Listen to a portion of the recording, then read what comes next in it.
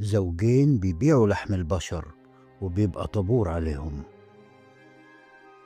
الفيلم بيبدأ بطابور طويل قدام محل جزارة مشهور، والناس مستعدة تدفع أي مبلغ عشان تجرب اللحمة الفريدة. مع مرور الوقت الطلب بيزيد بشكل غير طبيعي، لدرجة إن حتى الضباط والسياسيين بقوا من زباين المحل، لحد ما في يوم واحدة من الزباين بتسأل الجزار لحمة إيه، فبيرد عليها إنها لحم خنزير مستورد من إيران. الخبر بينتشر في الحي بسرعة، وصاحب المحل هو فينست ومراته صوفي. زمان كان المحل فاضي، لحد ما في يوم مجموعة من النباتيين المتطرفين بيهجموا على المحل، يرشوا دم في كل مكان ويكسروا حاجات. فينيست بيتعصب وبيمسك واحد منهم، لكنه بيهرب بعد تدخل زمايله. في الليل الزوجين بيروحوا يتعشوا عند أصحابهم ستيفاني ومارك اللي عندهم محل جزارة ناجح. أثناء العشاء صوفي بتحكي لصاحبتها إن البنك رفض يديهم القرض وإنهم على وشك الإفلاس. بعدها مارك بيدي فينيست بندقية عشان يحمي المحل، رغم إن